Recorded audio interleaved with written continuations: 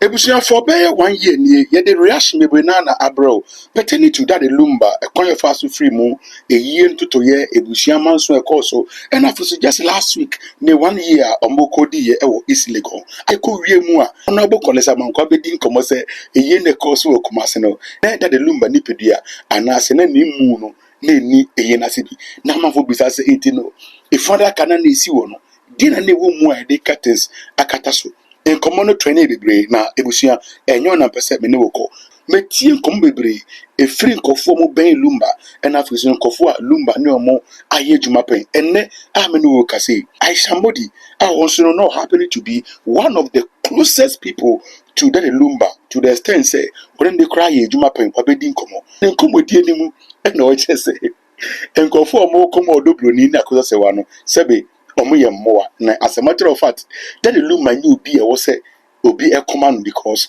that the Lumba no bema na ne o de aye odobro ni kra no na kono ni odobro ni pa nkobo chailu mechidi de dada ebusu as usual Ayisha Modi din komo akwachi me pese wo tenase at least tie komodi a Ayisha Modi akodi e wa Luta FM.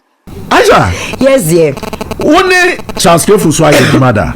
Yes. Daddy Lumba. Yes. One na ejumada. Me na di assigned. Okay. Ejumada na moya den. Oh, say daddy woni mejuma oye. So ye nyumtuni obehia we, obesuma we, ye we mame. Ebia a lot dia mudi show ne ba ye say. Okay. That time no ebia ye ko hu we ko finti sa kind of. Okay. It would daddy signing na no. Na oba be na unim se daddy one nenam me oba na me nimu no ye nyame anokwa nim ma me akohia sewa would ni sign na dey bi. Okay. On say na daddy ye nim daddy before say ye nim daddy before say me sa ne be ye because my 7 now oka so be manage obe produce ofori na sa time Coffee Stone inti na sa time so me ne Coffee Stone mu na inti daddy no ne ma e be bia na my 7 ho no mo nto I know them. It's a hodum no this year I answer say wa yes e ho na me meeting my once me meeting once. Okay after that now when daddy e konsu e roli e no ni ade ni nyina wo ba fofo na brabom later na ye two kwan setama me na me ni mo ni ma akohia se wa na me nko abrochiri. Okay. Yeah. Until later na ye two kwan e ko ba ye no mo no ene se me ba fie ho no mo me ni le owen ni GH Razak okay. GH. Okay. Ye ko fie ho na ye ko hu abaria no ba me hu be hu Princella ba me hu Princella no na me nim se daddy bi ni Princella. Okay. Ba me hu se akwala bi ni nam fie ho. But my thinking is young girl been young guy. Oh, okay, young guy. Bonity. Okay. Be 2 years. Okay. At that time, no in feel dear girl. Okay. But to me ko be feel ko be questions. Okay. But what I saw they say Princella more time over kitchen maybe I know yes. So now me from the beginning me feel say be a oboa daddy. Okay. So and akola no so be a daddy grandson be a then I free abuchra but that was my thought. Okay. Including Razak. Okay. Inti later I say ye call na me who say Princella sa enyim biu. Okay. And as that time not daddy yare so you don't see anything marital say like once I call me okay.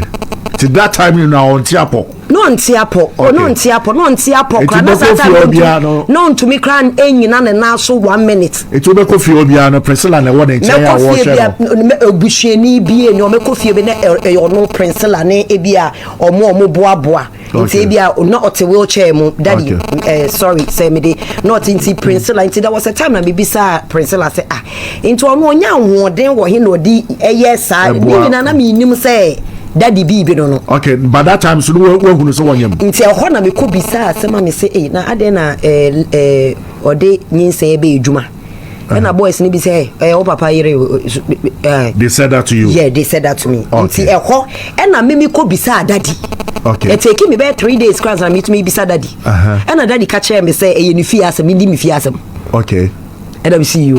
Okay. Nti wa me na no ntemu an ye ko ne ye ba until say Priscilla was started say daddy any Priscilla say so omunya misunderstandings na Priscilla frame na bia wa ka kire me na ma hye ne crying e bia bibi ni a no wa ka kire me na ma hye ne crying nse later afi ma be hu say e daddy bibi but daddy no say ye ndi efi asem and ono so you dare not to me ko bisa no question bia because boys na catch us say daddy wife yes and ono so me ne ko kasa kakra ono so by that time na I said daddy yare na it was so much stress. I said na girl no problems in this time me daddy wan kan kire ye mu bia so ne ma ejaida okay me dey wan me na no it we say ni nyina na wo kofi onu mu nyina na wo Priscilla wo honu mu nyina utu be say that say na your friend say auntie when auntie awu oh that time no ofre ni kunu kasa that time no ofre kure bi na Priscilla na edi phone ne brother daddy okay because that time na daddy situation na phones no cry wasn't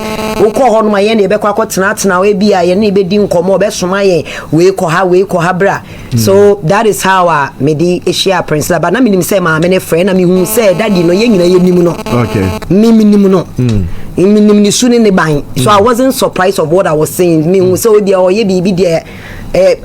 didn't really care about the situation at that time because I knew me fear some.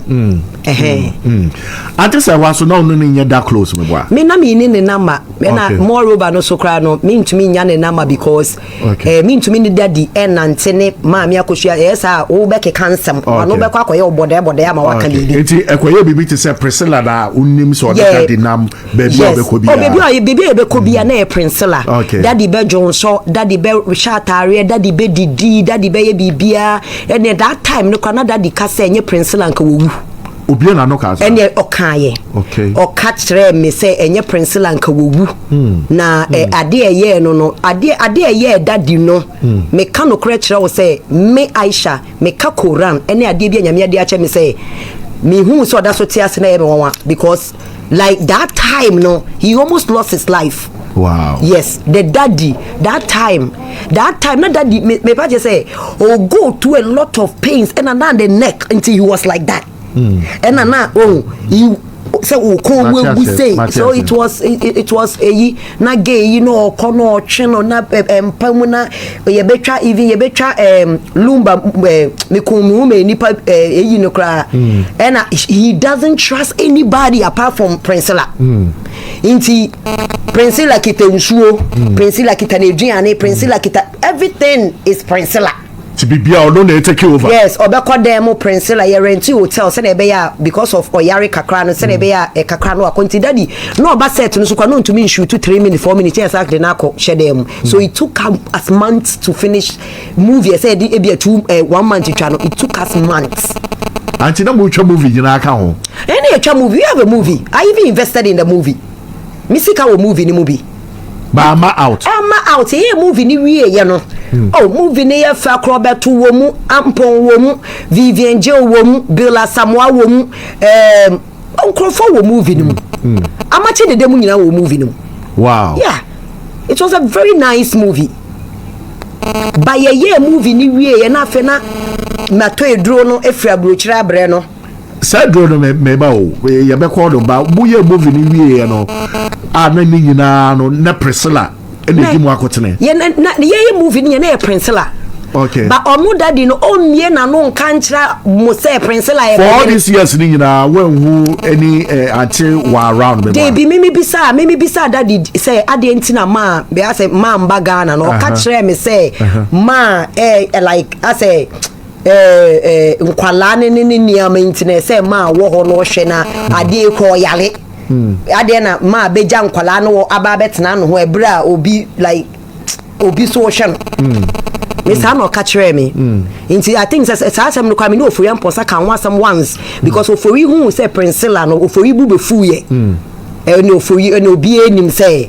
For you bube fuye so I then because of money ma Boras money no money ma dama mi wu yo mo buy Boras mo be call yini na say na ye wo ho. On be call ye nyane ye wo ho. But time daddy yari ni mo die nyame no kwai mu na ye Priscilla. Na ye prema huma wo Ghana da. until say alodi amoba ya ye ko ye tu kwan no and obi hu Priscilla ne da no twa picture no de koma ma Sada na ma doesn't know anything about Priscilla krasa wa wo but later no obe find it out inte ma daddy kreja ye nyina wo airport e ka say kobo show ni biom alodi ahun fefa no that day na no osama alodi twa another West Coast ni alodi twa another ticket first class and no dey call ma me akohia say wa ho inte afọ call ye no ye akodu London show ni beba so Saturday Thursday that day ma ye friend on fa e na alodi amuye mbe show mo e wa na West Coast twa ticket e na ye gi ni address omo call ye no ma me akohia say wa fie ma me akohia say wa na ebebie do no inte ho na omo frɛ ka kyɛ so omo akohu fie no na ma me akohia say wa kwa na ebebie na daddy so oma ye ma me akohia say wa na ni daddy kasa pa no chow so no ombebo ni show no na de wo bia no echire no omo aka because on to me man crofo no so mboka ena West Coast on the daddy buy into on the daddy buy na tension say ye twa picture kra na ye meet and greet ye twa picture kra na Priscilla kugina ona wo daddy no ye action into Priscilla be su no be frame me say we na daddy ye into me buy ye no ena me ni daddy be kasa e me gina ona daddy frɛ nkrofo organ na say yen kan che me say me ma me mfama no nto na ware mu bi nti first na Priscilla kwa bibi koso me na obi so kyerɛ me nti e ho na ye be fine out say ma me akohia say wa ache no so wa de no nti sa na acting na ebufuo na ehye ni mu na me ka say papa wontumi nkofo obi be free Ghana na wo yiri achi wontum ma mbe ye ne sa wa ho no so ye obi ba at least so ne no wo ma nti sa wo yiri achi wa nya ha hot nti me kwa me free me job mo London kwa ba Ghana because of ntokwa we you sure da na Castro wo mu na me pa try sa show no na me pa try sa that was the show me omo na call but that show now was there. I was also there na me wo me ne Castro me ne your friend say Luma you na or backstage because I quite remember Odobro ni beka so or koba you say na did you see anything? Oh no, kakra no Odobro ni is London. Kakra no at that time me no some London na me want your friends are Lord am organizing Lumba'S show. I was there. Yes. The backstage you know. And a Lumba'S who me. Lumba'S who me na no Obama say hey Fee I quite remember the words. Fee why you come on? Nada na me watch see. And then of course yeah Fee. Hono na on your friend say Bema no young guy be Bema. Oh if me kind no aboniti na na aboniti. So I'm not lying. It's a one and Lumba'S catch him say Fee na some more can you. Presenter say what Ghana nyina. Wona me trust to. Fee me bani. Hey Giovanni. Fee me bani so no mu mame. Junior. Priscilla nim. So ni mu mame. Fee me yire ni Priscilla. To aka ya no nam so oh okay. Yen nyina yen ko backstage. Priscilla jinsuo no kuta. Fee mu ma yen ko backstage. Enti akola no bo me bo. Okay. So now akola no decide that time I think 2-3 or baby. Yes. And you could na backstage and a press like dynamic na on your sanyam thank you yes no yeah enti hono no Lumba'S co stage no ko tonyum kakra no waba tapo ne ba no wo mechi junior no junior de no ndi no agro no wo hwimu nsuo no wano nsuo no wo Odobro yes on ji obia wo de dro bre no kra obema dro na nsam enti be ni Odobro ni gira ho okay what I say okay but now your friends before be backstage so no wa catch them say oh Fee me wife ni okay what I say okay it's a one man me gira no even at all can Lumba'S kan no kra na me ndindi na unji cause na ni hususa osha wo do abra me wo Odobro ni no see ade so Lumba'S kan no I thought say odi me rough e bia the dancers ni bia na say bi it be say Lord ya say Alodia Lumba'S ke a wife ne wife and Lord ya say yeah Lumba'S so okay cool yes it's here jina ho and the Lumba'S me kwa minim so yeah I was there it's Lumba'S tu nyum nyina e kire no be jina okra aka say 50 party there me no one finish business Ba me dey fifi daddy wan me na no an kan che me so worry prince. Okay. Me dey no credit e ba kope. Okay. Me dey wan kan. It's all of your friends Luma kan auditorium was say fifi party there me no your friends or your body me no unfinished business.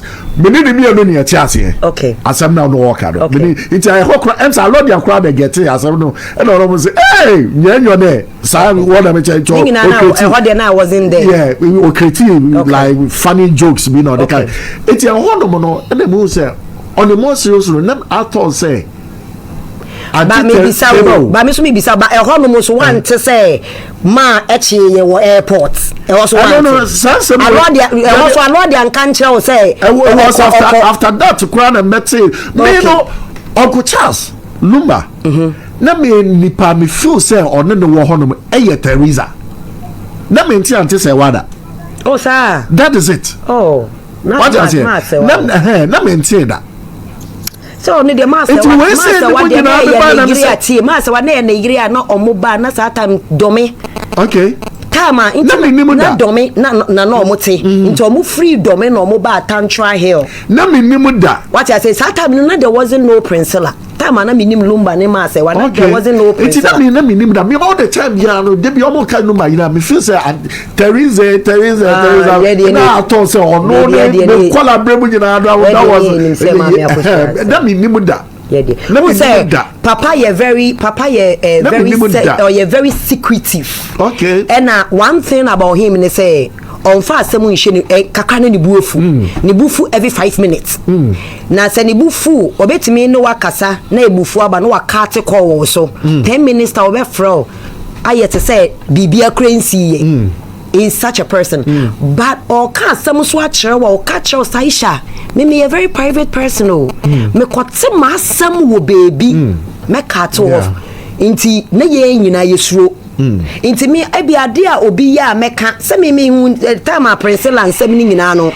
me hu say it wasn't right time a ma che ye no o for frame me ebisa me say na mo ko Ghana no why na abaria be na mo ne na ma obi etwa picture akoma ma na me say be the minimum abaria bia o because I wasn't ready say me be go obi aware because ma eni ho e na eyi inti na I didn't really because na me so say me papa no ye obe cut me off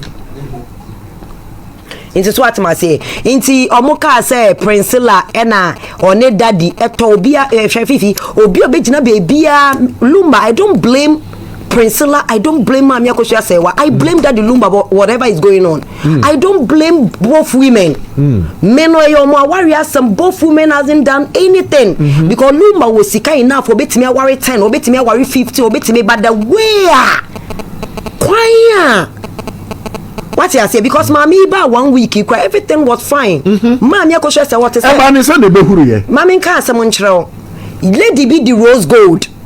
And okofa gay for mienu bi na we na Princella one man ni anna ho na Princella ko gina omu ntem obi a maame ne bai ono wa bekasa maka bibia me se maame akosia se onye nipa bonini o Princella su me say ye jai enye social media nka both these two women anka mo be wuni am omo beye imani anyway Lumba sheda no when kasa we so nkasa odobori ni kasa ye 2 maami akosha se wane kasa ye 1 omo nkasa omo nim se ne omo kunu ne tie odobori ni nim se Daddy Lumba ka kire ne se asem bi e besi between me ne wo se wo boy Ayisha amane so no ka kire me no wo su se me nka nkire no I will never say it. What you say into me asem am so obi better no ka se is ne gonfie ho eye Princella any Daddy Lumba ne toya sai fie no mo toya 1990 that was the time ana oba Kofi store money ofori mu e ho no mo kotena mi kwa minim sa no me di 14 sa me nyinsi Princella into won say in as much as ye kasa ye one ma na okogina gay for no na be ye kasanchi after 1 week you know and a gay for any Princella gina omu twa video enye oba ni oba ni de be ma yare a otena ne ho something and e be call viral and e ma social media for so enye social media nkwasiafo we a anka me ka no kreche o eti wo mo buso mu ye nkwasiafo ho omo ye moa kaish Obi oku ntokwa we bia. I'm telling you. Obi oku, because both women are not fighting. It's just say bia. Omo ya adem me who, and most of Nyama social media for kano almost 80% are false. Omo ani critical. What are they na asase a mimi nim say ma mi akoshe say wani Lumba net off Medi 14 wo be ka kire me say Princella na Princella oba wa ye ejuma da Princella nye ejuma da Princella oba wa be ye ejuma da o ka say ejuma be me sa na wo yes no ye ejuma e na Lumba kwa koto asase na Princella dibi e ka Lumba wo no moto asase no e wa he obeba na mami akoshe se wani Lumba no mo esi do mi fie na mami akoshe se wani Lumba no mo esi Tantra Hill na is the go asase ato dia oni ni si is the go fie na mimi nim e ho de mini ho intimi ntumi nka de odi ni si inti samo kakwa na mo kasa o e bia oni Princella na si is the go fie ko e bia ye mo bia beje ba mo kasa asase no it's a lie na wo jawon no moto asase no minjina no moto e but time no omo ba no omo koso sa time I'll give you a guy's name nidin the Coffee Stone ono no kofa ofoyimu free agogo ba ye nti sa time ne e ko no e ho na no mo kobo seat ye kobo seat ne etena Coffee Stone will tell you the same story I'm telling you nti Coffee Stone so say sa asem no ono onye social media pe oni social media baby a o hwehwe me number se se Holland na friend me bisa me say nti social media for omo ye normal ana because it's not true. Omo abro mo brands na Princella bai sansam ye akoso nyina em say ye say anti say wa babo nti beda ne fans nyina say want to me address whatever that is going on or say omo but let me tell you something omo kasa say ma say odobro ni so betena o ma ye di champagne ehue gu ne ho e ma ye twa so de beto ho say ma mi akohia say wa enye social media ntokwa bi e koso bia na ebia na omo ye de omo hwe ana ebia omu I don't know me ni omu ni omu fie nti mi hu say ebia niama na ekoso no omu hu ni nyina na say omu hu but say ma mi ni pie be kasa ya edi nti no pie be kasa o pie be kasa because hu say nkofo di natam ena obi mu susu e different no pie be kasa ye ba ma mi no so nka nche obi asa obi ndi obi atem niama omu ye nti ma mi na ka chom so mo be di atem. Most of the things they do, the woman doesn't even know. Omoba no mbeka se ma say. Bebre na enya ma o. Omobwa. They don't even. Most of them doesn't even have a contact. I'm telling you. Wow. Most of them. Omoba na ma say. Ebia no muni. The third person be kra na eka so no so be ma. Me kra mi ni ma. To source na kasa de omuni. Me before say me ni ma be kasa. Kempon yere mandi ene ni phone so na me de ma akasa Kempon yere mandi phone so na me de ma akasa ba just what ma say enti say ye jai Lumba enya 1 year they should omun jai ntokwa no ntokwa na mom ye find solution to what na omun tina say omun make peace there will there ye de be ma we ye fama we na anka omun ko say dia wo kan na che say enti ase be ye adwuma wa Ghana for beto wase a it means amami from you no we say omun ni problem. They don't have any problem. Obisa mama no so oni Princella any problem. Obisa Princella so oni so ni mama any problem. Wo mo kasa ye bibia kama. I don't know say omo kasa na but both sides said they don't have problems. Wo mo so so many problems there then and no man penny for no mo buy on be support we no mo ya they are right. Ana. Oh na Fee, let me ask you a question.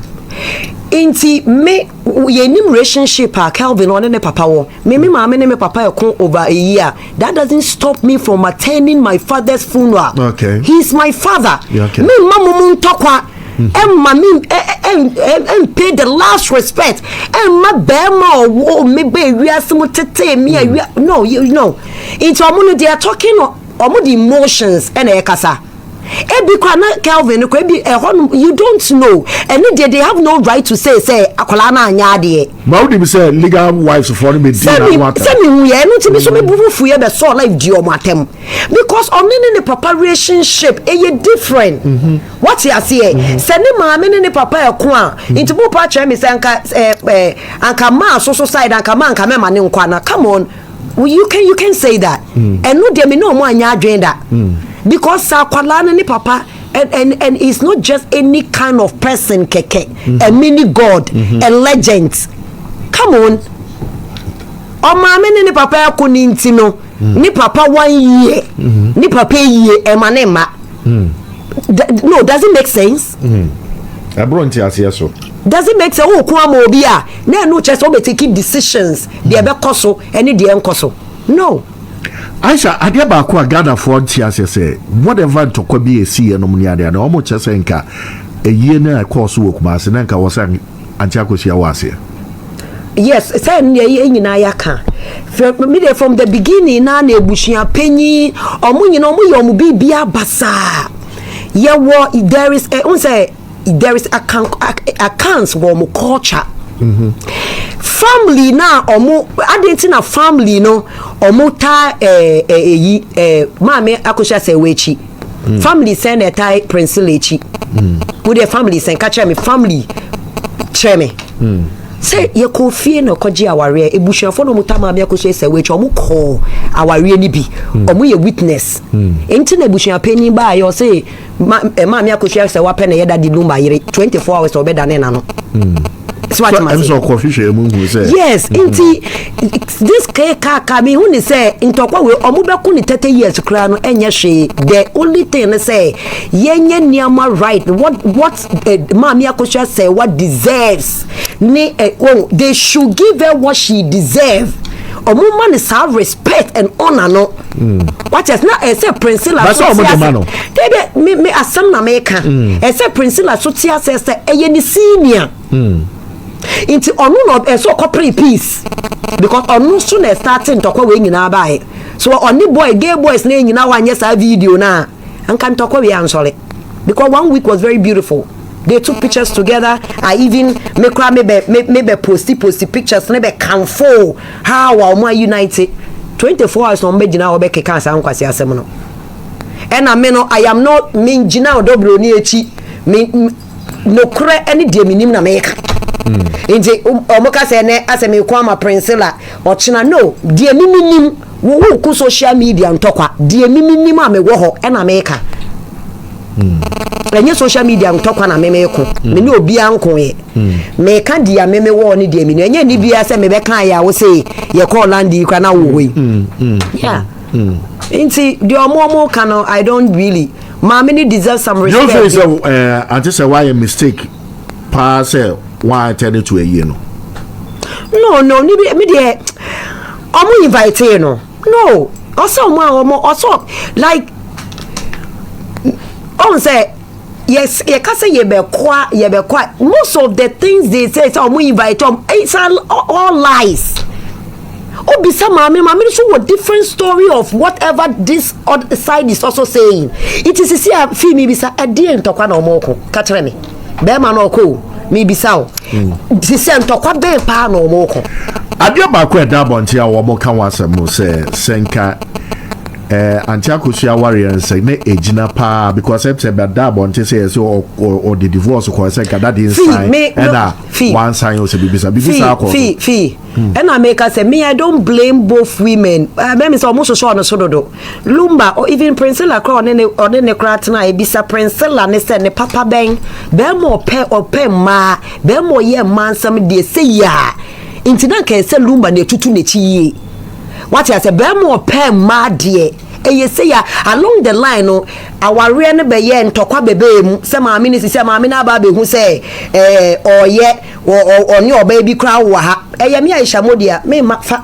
na me ti be baby dwen me ho sa na me ye obi wo nko afi no oba be ku be ma yi ho be ma yi so oyale bra so oyale maami so ntumi nya ne ma ho e ma metena ho inti say obi need ni peace of mind no de be hwa ne ma no so wo so wako ware na wo a hwe so na ware na wo so ade na inti na no pre divorce I no wan fa divorce na ma no I don't want for the divorce now, man. Say audio saying yama by my many pre-divorce because she was tired. She got tired.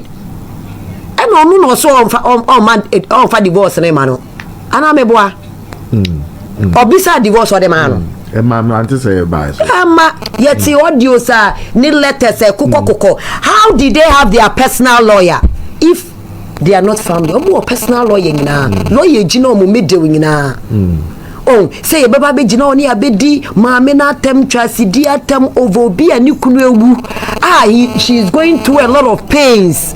It's not. Luma me can't be a say you German for. Answer both ways. Luma me can't say odobro ni German for. Luma me can't say maame no. And na Lumba ti ase no. On one obeka social media obe introduce odobro ni no introduce maame no so. And no say me ira ko nti I don't blame both women.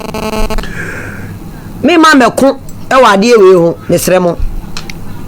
Yes, to go see you nyina enkofo konye ebekasa edomo ne ade almost selfish interest because yes ekuti omoni womu kunumu anaso omo boyfriends bia they were going through whatever that it's happening no the same thing omo into ekutia and omo especially omo kunumu omo bowo na yes e bisa omo ku ama anti akosi anaso omo ku ama presla most me can say 80% of what you said is true. 20% intro.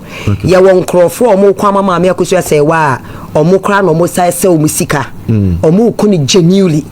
And ye wo 80% of omo ku de omo yem kom no mo ku. And I won say fi obi wo no mo ana ebia be me bi di bibi sai di ne da. Me maami bi a ope princella asam obekon ye mi na minim na ware. Ono so sa ni kunu eja no ho kofa oba afoforo ena be ma ni ja no ho na you know inti na mimi ni ono ne okun ni nyino se sa na me kunu so de ye me sa na me kunu so de nti ono no o ka ono ne yawo enye ma yawo inti yeso ya making inti ntokwani de obi e ko for whatever now, so who feels a call for that kind of line now unkuma anti say wana why says a ukunu ya wosa who face wa ukuno and I make sure say and now be the face ukunu ima bebre etia ware ho if I tell you what they are going through me hello bye bye okode dada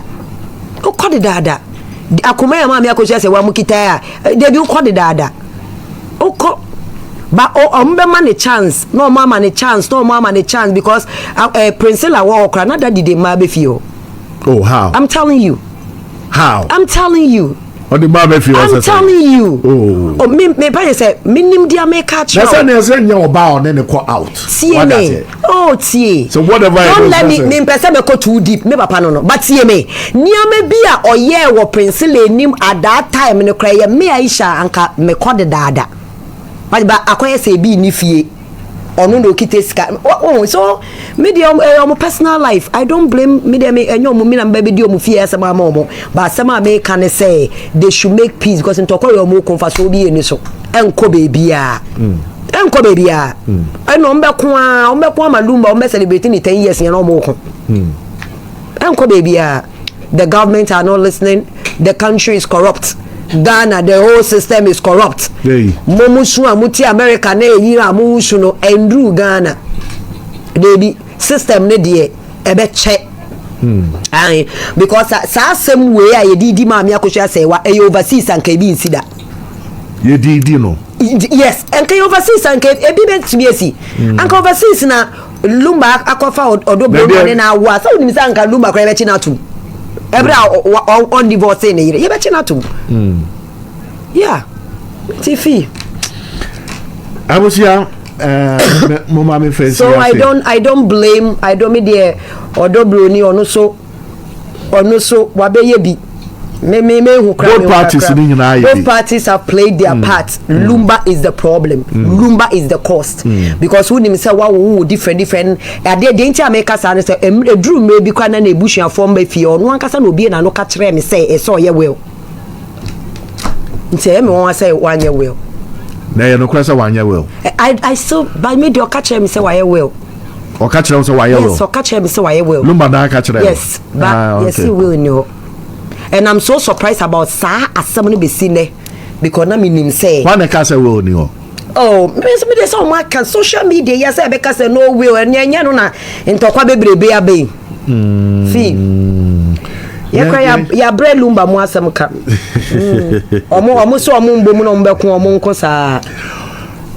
Aluta enche mene awofedua Ayisha Modi ebe sorry so na chese DJ Brisky de ne de ababa beto so e de amai Ayisha Modi so na ebe kwa no so mo be ka say no will right I didn't make am go for say Ayisha yes omo be ka say no will yeah public ni be kan me say public ni say no will ni mama Samson wa mu nyina kra be kon wo ho sa yes inti ho na me ka say me fro ebi na me kan say si Lumba anya will I'm so surprised because he's too bigger than that and na minim say lawyer wo ho no mu a na say Mr. Fracha ebi kwa obi betwe ska ne niam o contact lawyer no